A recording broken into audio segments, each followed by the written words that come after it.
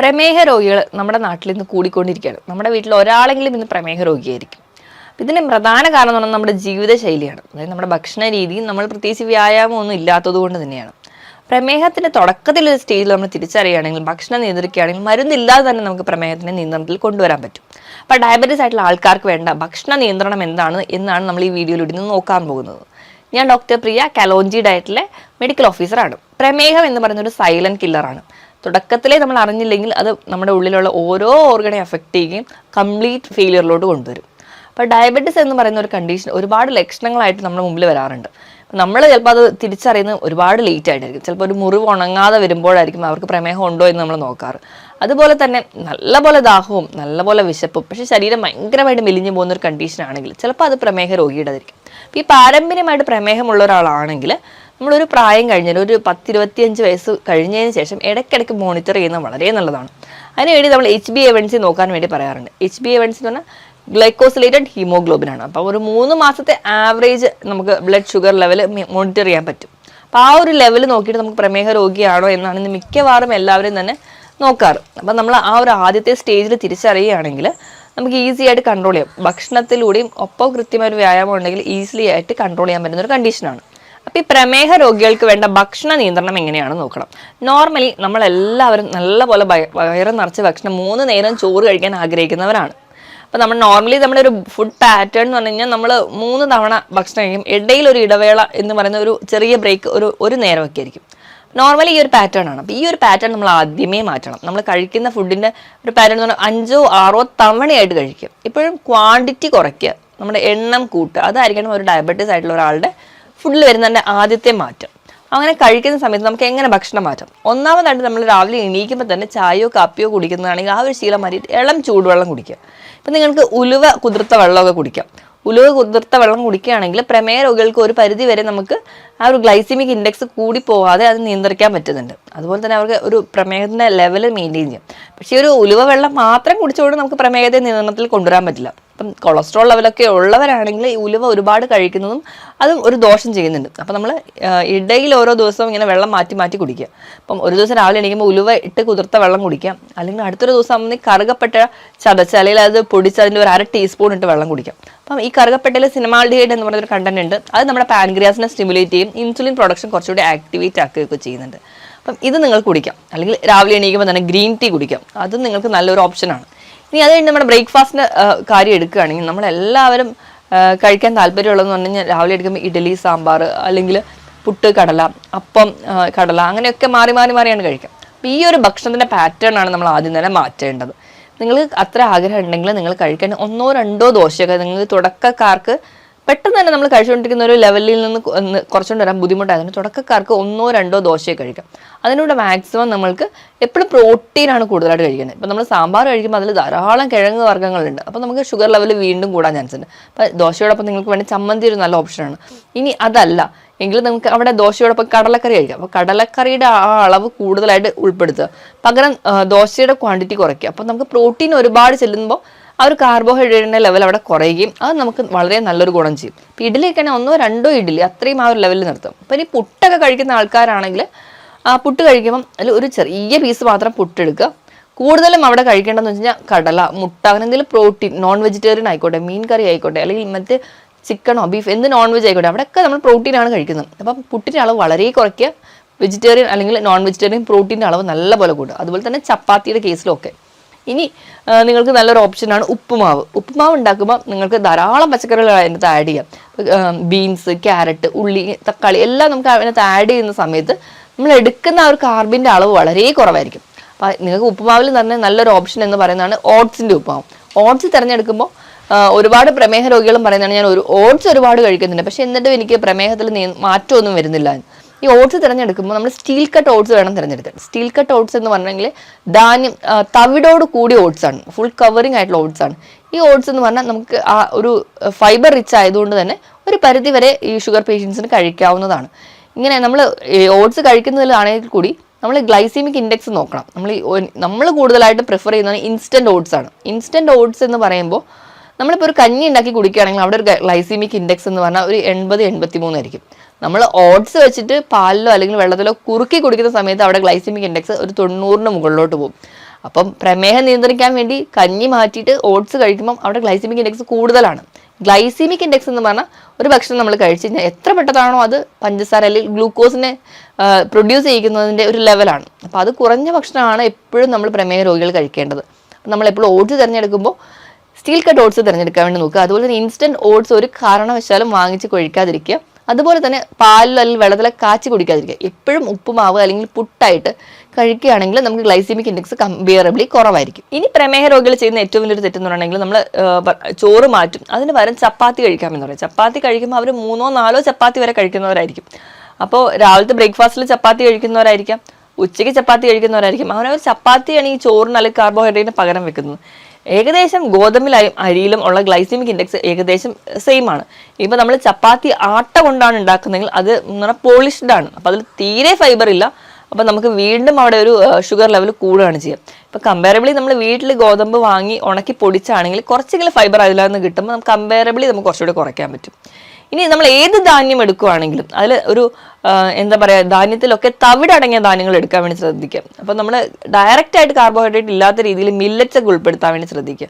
തവിടോട് കൂടിയ ധാന്യങ്ങളൊക്കെ ആകുമ്പോൾ ധാരാളം ഫൈബേഴ്സ് ഇറങ്ങിയിട്ടുണ്ട്. അപ്പോൾ നമ്മൾ റാഗിയൊക്കെ ഒരു പരിധി വരെ നമുക്ക് ഉൾപ്പെടുത്താം. ഇപ്പോൾ റാഗിയൊക്കെ ആണെങ്കിൽ നിങ്ങൾ കുറുക്കി കുടിക്കാതെ, ഇപ്പം ഞാൻ രാവിലത്തെ ഭക്ഷണത്തിൽ പുട്ട് പറഞ്ഞ സ്ഥിതിക്ക് നിങ്ങൾക്ക് ആ അരിപ്പൊടിയോടുകൂടി തന്നെ ഒരു 1/4 ഭാഗം റാഗി ആഡ് ചെയ്യാവുന്നതാണ്. അപ്പോൾ നിങ്ങൾ കുറച്ചും കൂടി ഡയബറ്റീസിൻ്റെ ആ ഒരു ടെൻഡൻസി കുറയ്ക്കാൻ സഹായിക്കും. അപ്പോൾ റാഗിൻ്റെ പൊടിയും അതുപോലെ തന്നെ അരിപ്പൊടിയും കൂടെ മിക്സ് ചെയ്ത് നിങ്ങൾക്ക് അവിടെ പുട്ടുണ്ടാക്കാവുന്നതാണ്. അല്ലെങ്കിൽ റാഗിയുടെ മാത്രം പൗഡർ കൊണ്ട് തന്നെ നിങ്ങൾക്ക് പുട്ടുണ്ടാക്കാം. അതിനോടൊപ്പം തന്നെ ഒരു പ്രോട്ടീൻ്റെ കറി കൂടി ആകുമ്പോൾ ഒരു പരിധി വരെ നമുക്ക് പ്രമേഹത്തിനെ നിയന്ത്രിക്കാൻ പറ്റും. ഇനിയിപ്പം ഇഡ്ഡലി, ദോശ എന്തും ആയിക്കോട്ടെ, അപ്പം എന്തും ആയിക്കോട്ടെ, അതിനോടൊപ്പം നിങ്ങൾക്ക് റാഗി പൗഡർ ആഡ് ചെയ്യുകയാണെങ്കിൽ നിങ്ങൾക്ക് അയണും കാൽസ്യം അതിനോടൊപ്പം തന്നെ പ്രമേഹം കൂടി നിയന്ത്രിക്കാൻ പറ്റും. അപ്പോൾ ഈ ഒരു രീതിയിലായിരിക്കണം നിങ്ങളുടെ ബ്രേക്ക്ഫാസ്റ്റ് എപ്പോഴും പോകേണ്ടത്. എപ്പോഴും ഒരു കാർബോഹൈഡ്രേറ്റും അതിനേക്കാളും ഇരട്ടി അളവിൽ പ്രോട്ടീനും കൂടെ ഉൾപ്പെടുത്തുക. അതിപ്പോൾ ഏത് തരത്തിലുള്ള പ്രോട്ടീനും നിങ്ങൾക്ക് ഉൾപ്പെടുത്താവുന്നതാണ്. ഇനി ഒരു 11 മണിക്കാവുമ്പം നമുക്ക് വീണ്ടും ഒരു ചായ അല്ലെങ്കിൽ എന്തെങ്കിലും ഒരു പ്രോബയോട്ടിക് ആയിട്ട് തൈരോ മോരും വെള്ളം അങ്ങനെ എന്തെങ്കിലും നിങ്ങൾക്ക് ഉൾപ്പെടുത്താം. നാരങ്ങ വെള്ളമൊക്കെ വളരെ നല്ലതാണ്. അപ്പം ആ ഒരു ടൈമിൽ നിങ്ങൾക്ക് ഒരു പിടി നട്ട്സ് കഴിക്കാം. ആ ഒരു നട്ട്സ് എന്ന് പറഞ്ഞാൽ കൂടുതലും ബദാം ഒക്കെ നിങ്ങൾക്ക് ഉൾപ്പെടുത്താവുന്നതാണ്. ഒരു പിടി മാത്രം കഴിക്കുക. ആ ഒരു നട്ട്സ് മാത്രം ആ ഒരു ടൈമിൽ കഴിക്കുക. ഇനി നമ്മൾ ഉച്ചത്തെ ഒരു ഫുഡ് എടുക്കുകയാണെങ്കിൽ അതിന് മുൻപായിട്ട് നിങ്ങൾക്ക് ഒരു ബൗൾ സാലഡ് കഴിക്കാം. സാലഡ് എന്ന് പറയുമ്പോൾ നിങ്ങൾക്ക് ക്യുക്കമ്പറും അല്ലെങ്കിൽ മറ്റ് ക്യാരറ്റൊക്കെ ഫ്രഷ് ആയിട്ട് കട്ട് ചെയ്തിടാം. ഇപ്പം ഡയബറ്റീസ് ഉള്ള ഒരാൾക്ക് കൂടുതലും ഈ ക്യാരറ്റൊന്നും അത്ര പ്രിഫറബിൾ അല്ല. കാരണം മണ്ണിനടിയിലുള്ള എല്ലാ വസ്തുക്കളും പ്രമേഹത്തിൻ്റെ ലെവൽ കൂട്ടാൻ വേണ്ടി കാരണമാകുന്നുണ്ട്. അപ്പോൾ അവർക്ക് ക്യുക്കമ്പർ തന്നെ നല്ലപോലെ കട്ട് ചെയ്ത് അതില്ലാതെ വേണമെങ്കിൽ തക്കാളി ആഡ് ചെയ്യാം. ക്യുക്കമ്പറും തക്കാളി ഇട്ടിട്ട് ഒരു ഇച്ചിരി ഒലിവ് ഓയിലും കൂടി ഒരു ഡ്രസ്സിങ് ആയിട്ട് ആഡ് ചെയ്യുകയാണെങ്കിൽ ഒലിവ് ഓയിലുള്ള omega-3 ഫാറ്റി ആസിഡ്സ് ഈ കോശങ്ങളിലൊക്കെ ഉണ്ടാകുന്ന നീർക്കെട്ടുകൾ കുറയ്ക്കുന്നുണ്ട്. ഇനിയിപ്പോൾ ഈ കുക്കുംബറിലാണെങ്കിൽ ധാരാളം വാട്ടർ കണ്ടന്റ് ഉണ്ട്. അതുപോലെ തന്നെ ഇതിൽ vitamins K, A, C, K ഒക്കെ ഉണ്ട്. അപ്പോൾ ഈ ഒരു വൈറ്റമിൻസ് നമുക്ക് സപ്പോർട്ട് ചെയ്യുന്നുണ്ട്. അതുപോലെ തന്നെ കാർട്ടിലേജിൻ്റെ ഗ്രോത്തിനും സ്കിന്നിനൊക്കെ ക്യുക്കുംബർ ഭയങ്കര നല്ലതാണ്. അപ്പോൾ ഈ വെള്ളരിക്കയും ഒക്കെ കട്ട് ചെയ്ത് കഴിക്കുകയാണെങ്കിൽ നമുക്കൊരു വയറിൻ്റെ ഫില്ലിങ്ങും ആവും. അപ്പം നമ്മുടെ ചോറിന് കുറച്ച് മുൻപായിട്ട് ഇത് ഒരു അരമണിക്കൂർ 1 മണിക്കൂർ മുൻപ് നമ്മൾ ഇത് കഴിക്കുകയാണെങ്കിൽ ഒരു പരിധി വരെ നമുക്ക് വിശപ്പ് കുറച്ചുകൂടെ കുറയും. ഇനി ഒരു 2 ഗ്ലാസ് വെള്ളമെങ്കിലും കുടിക്കുക. അത് കഴിഞ്ഞിട്ട് നമ്മൾ ഫുഡ് കഴിക്കാൻ വേണ്ടി നോക്കുക. ഫുഡ് കഴിക്കുന്ന സമയത്തും മാക്സിമം കാർബോഹൈഡ്രേറ്റ് കുറയ്ക്കുക. ഇനിയിപ്പോൾ നിങ്ങൾ കഴിക്കാൻ ആ ഒരു തുടക്കം ഡയറ്റിലോട്ട് വരുന്ന ഒരാൾക്കാരാണെങ്കിൽ തുടക്കത്തിൻ്റെ സമയത്ത് ഒരു പിടി ചോറ് അല്ലെങ്കിൽ 1-2 ചപ്പാത്തി മാത്രം നിങ്ങൾക്ക് കഴിക്കാവുന്നതാണ്.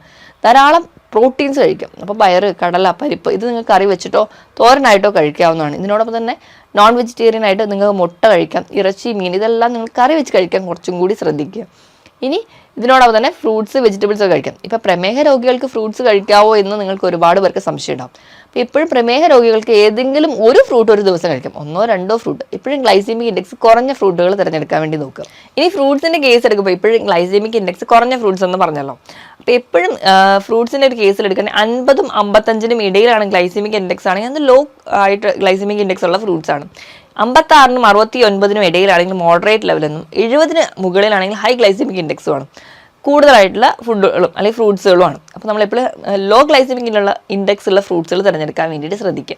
അപ്പോൾ അതിന് വേണ്ടിയിട്ട് നമ്മൾ ഏറ്റവും നല്ലതെന്ന് പറഞ്ഞിട്ടുണ്ടെങ്കിൽ പേരയ്ക്ക, നെല്ലിക്ക. ഇപ്പോൾ പേരയ്ക്കയിലൊക്കെ ആണെങ്കിൽ ഗ്ലൈസീമിക് ഇൻഡെക്സ് വളരെ കുറവാണ്. പേരയ്ക്ക, നെല്ലിക്ക, ആപ്പിള്, മുന്തിരി ഇതൊക്കെ നിങ്ങൾക്ക് ഒരു പരിധി വരെ പ്രമേഹ രോഗികൾക്ക് കഴിക്കാവുന്നതാണ്. നിങ്ങൾ മാക്സിമം ചക്ക, മാങ്ങ ഇത് നല്ലപോലെ പഴുത്ത ഏത്തപ്പഴം ഇതൊക്കെ കഴിവതും ഒഴിവാക്കുന്നതാണ് ഏറ്റവും നല്ലത്. നല്ലപോലെ പഴുത്ത ചക്ക, മാമ്പഴം നമുക്ക് ആ ഒരു സീസൺ ആകുമ്പോൾ കിട്ടുന്ന ഈ ഇങ്ങനത്തെ ഉള്ള ഫ്രൂട്ട്സിൽ ഇത് അധികം മധുരം ഉള്ളതാണ്. അപ്പം ഈ ഫ്രൂട്ട്സിലൊക്കെ ഉള്ളതെന്ന് പറഞ്ഞാൽ ഫ്രക്ടോസ് ആണ്. ഗ്ലൂക്കോസിനെ വെച്ച് നോക്കുമ്പോൾ ഫ്രക്ടോസ് അത്രയ്ക്ക് മധുരമില്ലെങ്കിലും ഈ ഫ്രക്ടോസ് നേരെ ലിവറിൽ ചെല്ലുമ്പോൾ അവിടെ ഒരു കൺവേർഷൻ ആയിട്ട് ഗ്ലൂക്കോസ് ആയിട്ട് മാറിയിട്ടാണ് നമ്മുടെ ബോഡിയിലേക്ക് റിലീസ് ചെയ്യുന്നത്. കുറച്ച് ടൈം എടുക്കും ആ ഒരു ഫ്രൂട്ടിലുണ്ടാവുന്ന മധുരം നമുക്ക് ശരീരത്തിൽ എത്താൻ. അപ്പോൾ നിങ്ങൾക്ക് ഈ ചക്ക, മാങ്ങ, ഈ ഒരു സീസണൽ ഫ്രൂട്ട്സ് ഒക്കെ കഴിവതും ഒഴിവാക്കുക, കംപ്ലീറ്റ്ലി ഒഴിവാക്കുക തന്നെ വേണം. അധികം പഴുത്ത ഏത്തപ്പഴം കഴിക്കാതെ ഒരു പച്ചയിൽ നിന്ന് പഴുപ്പിലോട്ട് മാറുന്ന ആ ഒരു സ്റ്റേജിലൊക്കെ ആണെങ്കിൽ നിങ്ങൾക്ക് ഒരു ഏത്തപ്പഴമൊക്കെ ഒരു ദിവസം കഴിക്കാവുന്നതാണ്. ഏതെങ്കിലും ഒരു ഫ്രൂട്ട് മാത്രം ഒരു ദിവസം കഴിക്കുക. അല്ലാതെ കൺട്രോൾഡ് ആണല്ലോ എന്നോർത്ത് ഒരുപാട് ഫ്രൂട്ട്സ് കഴിക്കുക. മുന്തിരിയൊക്കെ കഴിയുമ്പോൾ 10 മുന്തിരി അത്രയും ഒരു ദിവസം പാടുള്ളൂ. അത്രയും മാത്രം കൺട്രോൾഡ് ആയിട്ട് കഴിക്കുകയാണെങ്കിൽ നിങ്ങൾക്ക് പ്രമേഹ രോഗിയാണെങ്കിൽ കൂടി ഒരു ഫ്രൂട്ടെങ്കിലും കഴിക്കാം. അപ്പോൾ നമുക്ക് ഫ്രൂട്ട്സ് കഴിക്കുമ്പോൾ ഉള്ള ഗുണം എന്ന് പറഞ്ഞാൽ നമുക്ക് ധാരാളം വൈറ്റമിൻസും മിനറൽസും ഒക്കെ ഈ ഫ്രൂട്ട്സിലാണ് അടങ്ങിയിരിക്കുന്നത്. അതുകൊണ്ടാണ് ഒരു ഫ്രൂട്ടെങ്കിലും നിങ്ങൾ കഴിക്കാൻ പറയുന്നത്. പിന്നെ ഈ പറഞ്ഞ രീതിയിൽ ഉച്ചത്തെയും വൈകുന്നേരത്തെ ഭക്ഷണം കഴിഞ്ഞിട്ടുണ്ടെങ്കിൽ ഇനി രാത്രിയത്തെ മീല് നമ്മൾ എടുക്കുകയാണെങ്കിൽ രാത്രിയും നമ്മളെല്ലാവരും ഇഷ്ടപ്പെടുന്നത് ചോറ് കഴിക്കാനായിരിക്കും. ചോറും ഒരുപാട് കറികളും കഴിക്കാൻ ഇഷ്ടപ്പെടുന്നവരാണെങ്കിൽ ആ ഒരു ശീലം കംപ്ലീറ്റ്ലി മാറ്റുക. നിങ്ങൾ രാത്രിയിലത്തെ ഡിന്നർ കുറച്ചുകൂടെ നേരത്തെ കഴിക്കുക. ഒരു 6 മണിക്ക് 7 മണിക്കെങ്കിലും നിങ്ങളുടെ ഡിന്നർ സെറ്റ് ചെയ്യുക. കഴിക്കുമ്പോൾ നിങ്ങൾക്ക് ഒന്നെങ്കിലും ഒരു വെജിറ്റബിൾസ് ഒരു ബൗളായിട്ട് കഴിക്കാം. അല്ലെങ്കിൽ ഏതെങ്കിലും ഒരു ഫ്രൂട്ട് നമ്മൾ അന്നത്തെ ദിവസം കഴിച്ചിട്ടില്ലെങ്കിൽ അന്ന് ആ രാത്രി ആ ഒരു ഫ്രൂട്ട് മാത്രമായിട്ട് കഴിക്കാം. ഇനി ഇതോ അല്ലെങ്കിൽ നിങ്ങൾക്ക് ഓട്സോ അല്ലെങ്കിൽ ഏതെങ്കിലും ഒരു മില്ലറ്റോ നിങ്ങൾക്ക് എന്താണെന്ന് വെച്ചാൽ അതുപോലെ കഴിക്കാം. ഒരു ഓംലെറ്റ് മാത്രമായിട്ട് വേണമെങ്കിൽ നിങ്ങൾക്ക് ഒതുക്കാം. അങ്ങനെ പല രീതിയിൽ നിങ്ങളുടെ ഫുഡ് മാൻറ്റെയിൻ ചെയ്യാം. ഈ പറഞ്ഞ രീതിയിലൊക്കെ ഡയറ്റ് സെറ്റ് ചെയ്യുകയാണെങ്കിൽ നമുക്ക് എന്തായാലും ഉറപ്പായിട്ട് നമ്മുടെ പ്രമേഹ നിയന്ത്രണത്തിൽ കൊണ്ടുവരാൻ പറ്റും. പക്ഷേ ശ്രദ്ധിക്കേണ്ട ഒരു കാര്യം എന്ന് വെച്ചിട്ടുണ്ടെങ്കിൽ നമ്മുടെ ഇഷ്ടത്തിനാണ് ഡയറ്റ് സെറ്റ് ചെയ്യുന്നത്, അല്ലെങ്കിൽ നമുക്ക് ഇഷ്ടപ്പെട്ട ഫുഡുകളാണ് നമ്മൾ സെലക്ട് ചെയ്യുന്നതെങ്കിൽ നമ്മൾ സ്ഥിരമായിട്ട് ആ ഭക്ഷണം മാത്രം കഴിക്കുകയും നമുക്ക് വേണ്ട ന്യൂട്രിയൻസോ പ്രോട്ടീൻസോ ഒന്നും കിട്ടാതെ വരും. അപ്പോൾ എപ്പോഴും കറക്റ്റായിട്ട് ഒരു ഡയറ്റ് ചാർട്ടാണ് നമുക്ക് ഇമ്പോർട്ടൻറ്റ്. ഡയറ്റ് ചാർട്ട് എന്ന് പറയുമ്പോൾ കൃത്യമായിട്ടൊരു ഡയറ്റീഷ്യൻ്റെ അണ്ടറിൽ തന്നെ നിങ്ങൾ ഡയറ്റ് എടുക്കാൻ വേണ്ടി നോക്കണം. അതിനോടൊപ്പം തന്നെ ഡോക്ടറുടെ കൺസൾട്ടേഷൻ ഉണ്ടെങ്കിൽ കൃത്യമായിട്ട് ഒരു ഡയബറ്റീസിൻ്റെ മോണിറ്ററും കൂടെ ചെയ്യാൻ പറ്റും. അപ്പം അങ്ങനെ ഒരു ഡയറ്റ് ചാർട്ട് എടുക്കുക. അത് കൃത്യമായിട്ട് ഒരു മാസം നോക്കുമ്പോൾ തന്നെ നിങ്ങൾക്ക് ഈ ഒരു റിസൾട്ട് കിട്ടണമെന്നില്ല. ഒരു 4 മുതൽ 6 മാസം വരെയെങ്കിലും കണ്ടിന്യൂസ് ആയിട്ട് ഈ ഒരു ഡയറ്റ് ഫോളോ ചെയ്യുമ്പോൾ ഉറപ്പായിട്ട് നിങ്ങൾക്ക് ഡയബറ്റീസ് കൺട്രോളിൽ കൊണ്ടുവരാൻ പറ്റും. ഇനി നിങ്ങൾ തിരഞ്ഞെടുക്കുന്ന ഭക്ഷണം എന്ന് പറഞ്ഞാൽ എപ്പോഴും ഒരു ലോ കാർബോഹൈഡ്രേറ്റ് ഡയറ്റ് ആയിരിക്കണം. ലോ കാർബോഹൈഡ്രേറ്റ് ഡയറ്റ് എന്ന് പറഞ്ഞിട്ടുണ്ടെങ്കിൽ ഇപ്പോഴും ഇവിടെ കാർബിൻ്റെ അളവ് കുറവായിരിക്കണം. ഞാൻ ഈ പറഞ്ഞ ഭക്ഷണത്തിലെല്ലാം നിങ്ങൾ ഉൾപ്പെടുത്തേണ്ടതെന്ന് പറഞ്ഞിട്ടുണ്ടെങ്കിൽ ഇലക്കറികൾ ധാരാളമായി കഴിക്കുക. ഇതാണ് ലോ കാർബോഹൈഡ്രേറ്റിലെ ഒന്നാമത്തെ ഭക്ഷണം എന്ന് പറയുന്നത്. ബ്രക്കോളി, അതുപോലെ തന്നെ എല്ലാ ക്രൂസിഫറസ് വെജിറ്റബിൾസ്, ക്യാബേജ്, കോളിഫ്ലവർ, ഇതൊക്കെ ഉൾപ്പെടുത്താം. എല്ലാ തരത്തിലുള്ള മുരിങ്ങയില, തഴുതാമയുടെ ഇല, ചീരയില, ഇങ്ങനത്തെ എല്ലാ ഇലക്കറികളും ഉൾപ്പെടുത്താം. ഇനി രണ്ടാമതായിട്ട് നല്ല കൊഴുപ്പ് കിട്ടാൻ വേണ്ടിയിട്ട് നിങ്ങൾ അവോക്കാഡോ പോലെയുള്ള ഫ്രൂട്ട്സ്, നട്ട്സുകളൊക്കെ ഉൾപ്പെടുത്താം. ഇതും ലോ കാർബോഹൈഡ്രേറ്റ് ആയിട്ടാണ്. ഇനി മുട്ട, അതുപോലെ തന്നെ മത്സ്യങ്ങൾ, ചെറിയ മത്സ്യങ്ങൾ, ഇറച്ചി, മീൻ, മുട്ട. ലീൻ പ്രോട്ടീനാണ് കൂടുതലും പ്രിഫർ ചെയ്യുന്നത്, അതായത് ചിക്കനാണ് കൂടുതലും പ്രിഫർ ചെയ്യുന്നത്. ഇതെല്ലാം കറി വെച്ച് നിങ്ങൾക്ക് കഴിക്കാവുന്നതാണ്. ഈ പറയുന്ന ഭക്ഷണത്തിനോടൊപ്പം തന്നെ പച്ചക്കറികളുടെ കേസ് എടുക്കുകയാണെങ്കിൽ ഏറ്റവും കൂടുതലായിട്ട് പറയുന്നത് ഒന്ന് തക്കാളിയാണ്. ഇതിൽ അടങ്ങിയിട്ടുള്ള ലൈക്കോപ്പിൻ എന്ന് പറയുന്ന ആൻറ്റി ഓക്സിഡൻസ് ഒരു പരിധി വരെ നമ്മുടെ ശരീരത്തിലുണ്ടാകുന്ന നീർക്കെട്ടുകൾ, ഈ പ്രമേഹ രോഗികൾക്ക് കൂടുതലായിട്ടും ഇൻസുലിൻ റെസിസ്റ്റൻസ് മൂലം ഉണ്ടാകുന്ന നീർക്കെട്ടുകൾ കുറയ്ക്കുന്നുണ്ട്. ഇനി രണ്ടാമതായിട്ട് പറയുന്നത് വെള്ളരി, അതായത് ക്യുക്കമ്പർ, നമ്മൾ സാലഡായിട്ട് കഴിക്കുന്നതൊക്കെ അതിൽ ധാരാളം വാട്ടർ കണ്ടന്റ് ഉണ്ട്. അപ്പം നല്ലൊരു ഫില്ലിംഗ് ആയിട്ട് നമുക്ക് ഉണ്ടാവും. അതുപോലെ തന്നെ അതിലടങ്ങിയിട്ടുള്ള വൈറ്റമിൻസ് നമ്മുടെ കാർട്ടിലേജിനും സ്കിന്നിനും മുടിക്കൊക്കെ വളരെ നല്ലതാണ്. ഇനി പറയുന്ന ഒന്ന് വെച്ചാൽ ബീൻസ് ആണ്. ബീൻസിൽ ധാരാളം ഫൈബേഴ്സ്, ഇൻസോലുബിളും സോലുബിളും ആയിട്ടുള്ള ഫൈബേഴ്സ് അടങ്ങിയിട്ടുണ്ട്. ഇത് നല്ലൊരു ഫില്ലിംഗ് ആയിട്ട് നമുക്ക് ഉണ്ടാവും. അപ്പോൾ ഈ പറയുന്ന വെജിറ്റബിൾസ് കഴിക്കുക. യോഗട്ട് നിർബന്ധം, അതായത് തൈര്, പുളിയില്ലാത്ത തൈര് നിർബന്ധമായി കഴിക്കാം. അതൊരു പരിധി വരെ നമുക്ക് നമ്മുടെ ആമാശയത്തിൽ ഉണ്ടാകുന്ന ബാക്ടീരിയൽ ഗ്രോത്തിന് സഹായിക്കും. അത് നമുക്ക് ഈ ജീവിതശൈലി രോഗങ്ങളെ ഒരു പരിധി വരെ കുറയ്ക്കാനും അതുമൂലം ഉണ്ടാകുന്ന കോംപ്ലിക്കേഷൻസ് കുറയുന്നുണ്ട്. ഈ പറയുന്ന രീതിയിലൊക്കെ നിങ്ങൾ ഡയറ്റ് സെറ്റ് ചെയ്യാൻ കൃത്യമായിട്ടൊരു വ്യായാമം കൂടി വേണം. വ്യായാമം എന്ന് പറയുമ്പോൾ ആഴ്ചയിൽ 5 ദിവസം 1/2 മണിക്കൂർ മുതൽ 3/4 മണിക്കൂർ വരെ കൃത്യമായിട്ടൊരു വ്യായാമം കൂടി ഉണ്ടെങ്കിൽ നമുക്ക് ഈ പറയുന്ന എല്ലാ ജീവിതശൈലി രോഗങ്ങളെയും പ്രത്യേകിച്ച് പ്രമേഹത്തിനെ നിയന്ത്രണത്തിലോട് കൊണ്ടുവരാൻ പറ്റും. ഞാൻ ഈ പറഞ്ഞ കാര്യത്തിൽ എന്തെങ്കിലും ഡൗട്ട് ഉണ്ടെങ്കിൽ താഴെ കാണുന്ന നമ്പറിൽ കോൺടാക്ട് ചെയ്യാം. മറ്റൊരു ഹെൽത്ത് ടോപ്പിക്കുമായിട്ട് വീണ്ടും കാണുന്നത് വരെ നന്ദി.